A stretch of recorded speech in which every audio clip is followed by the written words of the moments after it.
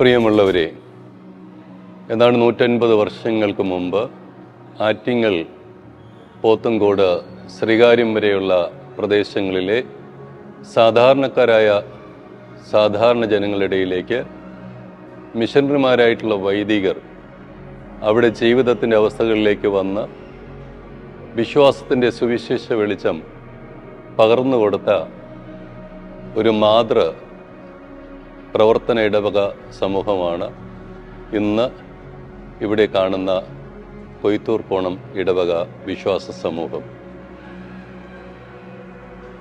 ഏതാണ്ട് 10 ഇടവകളോളം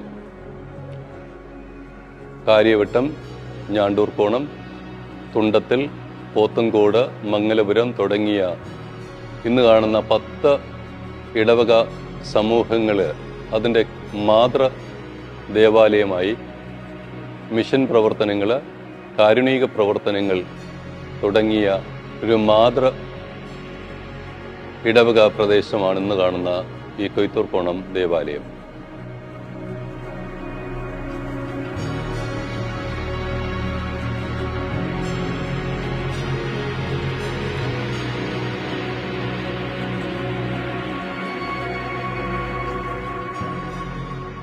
തുടക്കം തെറ്റിച്ചിറ എന്ന പ്രദേശത്ത് കൊല്ലം രൂപതയുടെ അധ്യക്ഷൻ്റെ അനുവാദത്തോടുകൂടി ഒരു ഓലപ്പുരയിൽ നിന്ന് തുടങ്ങിയ ദൈവരാജ്യ കാരുണിക പ്രവർത്തനം തുടക്കമാണ്. തുടർന്ന് മഞ്ഞമല എന്ന് പറയുന്ന പ്രദേശത്തേക്ക് ആകുകയും മൂന്നാമതായിട്ടാണ് ഇന്ന് ഇവിടെ കാണുന്ന 1936 ഫെബ്രുവരി മാസം 28-ാം തീയതിയാണ് നാം ഇന്നിവിടെ കാണുന്ന ഈ ദേവാലയം പൂർത്തിയായത്. ആനക്കോട് എന്ന പ്രദേശത്തെ പാറ പൊട്ടിച്ച തലച്ചുമടായി തമിഴ്നാട്ടിൽ നിന്നുള്ള തൊഴിലാളികളും തദ്ദേശീയരായ ഇവിടെ നിന്നുള്ള വിശ്വാസ സമൂഹത്തിലെ സഹോദരങ്ങളും ഒരുമിച്ച് ചേർന്ന് പാറ ചുമന്ന് നിർമ്മിച്ച ഒരു ദേവാലയമാണിത്. കരിങ്കല്ലുകളാൽ നിർമ്മിതമായ ദേവാലയമാണ്. 85 അടി ഉയരത്തിലായിരുന്ന സമയം ഇടിമിന്നലേറ്റ് ഇതിൻ്റെ മുഖം താഴെ വീണതിനാൽ ഇന്ന് കാണുന്ന ഉയരത്തിൽ പാറകളാൽ നിർമ്മിതമായ ഒരു ദേവാലയമാണിത്. ഇതിനെ ഇടിമിന്നലേറ്റ് വീണതിലാണ് കൊമ്പൻ പള്ളി എന്ന് ഈ പ്രദേശത്ത് എല്ലാവരും അറിയപ്പെടുക.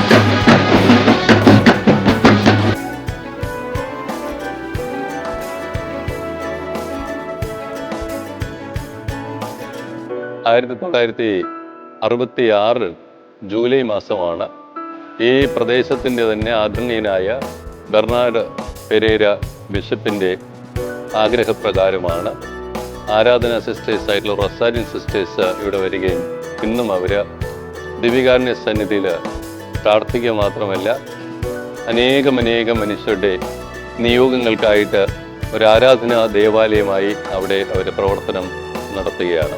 2007 മറ്റൊരു സന്യാസ സമൂഹം, സെയിൻറ്റ് ആൻസ് എന്ന് പറയുന്ന സന്യാസ സമൂഹം രൂപപ്പെട്ടത്. Legion of Mary, Vincent de Paul തുടങ്ങിയ മറ്റ് സംഘടനകളുടെ നിരവധിയായ കാരുണിക പ്രവർത്തനങ്ങളാണ് നിർവഹിച്ചു വരുന്നത്.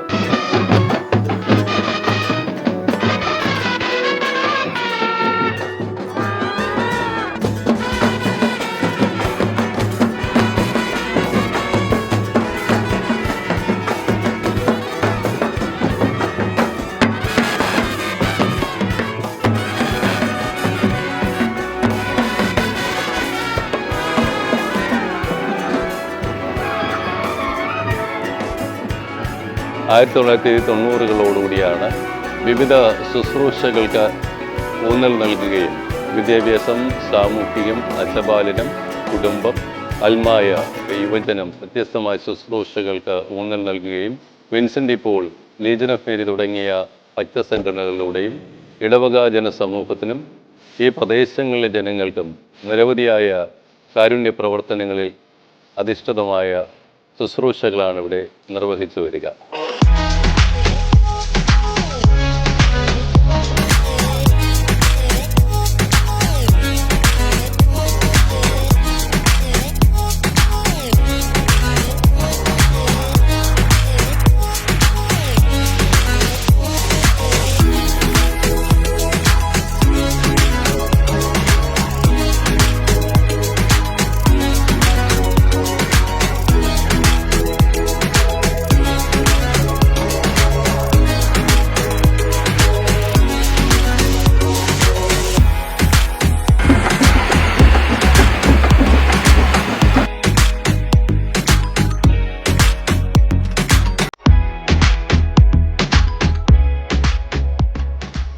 സാധാരണക്കാരായ മനുഷ്യർ അവിടെ കഠിനാധ്വാനത്തിൻ്റെ ഭാഗമായി ആരംഭിച്ച ഈ സുവിശേഷ പ്രവർത്തന മേഖലയിൽ ഈ ദേവാലയത്തെ വിശുദ്ധ ഔസേപ്പിതാവിൻ്റെ നാമധേയം നൽകിയിരിക്കുന്നതും അദ്ദേഹം തൊഴിലാളികളുടെ മധ്യസ്ഥനാണ്.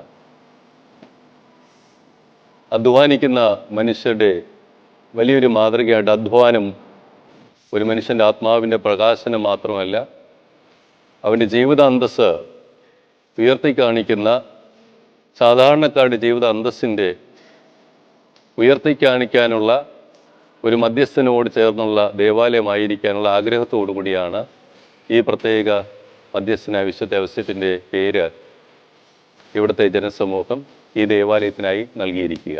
ഈ ദേവാലയം പണിതിട്ട് തന്നെ 90 വർഷങ്ങൾ ഇന്ന് നവതിയുടെ നിറവിലൂടെ കടന്നു പോകുന്ന തിരുനാൾ ദിനങ്ങളാണിത്. ഈ പ്രദേശത്തൂടെ കടന്നു പോകുന്ന നാനാജാതി മതസ്ഥർ ജാതി മതചിന്തകൾക്ക് അതീതമായി, മതത്തിനതീതമായി ദൈവസ്നേഹത്തിൻ്റെയും മനുഷ്യസ്നേഹത്തിൻ്റെയും സൗഹൃദത്തിൻ്റെയും കൂട്ടായ്മയുടെയും ഒരു ദൈവിക രൂപിയോടുകൂടി അനുഭവത്തോടുകൂടി വന്നുകൊണ്ട് പ്രാർത്ഥിച്ചു പോകുന്ന ഒരു ദേവാലയമാണിത്. നിങ്ങളെല്ലാവരെയും ദൈവം സമൃദ്ധമായി അനുഗ്രഹിക്കട്ടെ എന്ന് പ്രാർത്ഥിക്കുന്നു, ആശംസിക്കുന്നു. ഹൃദയപൂർവ്വം എല്ലാവർക്കും നന്ദി അർപ്പിക്കുന്നു.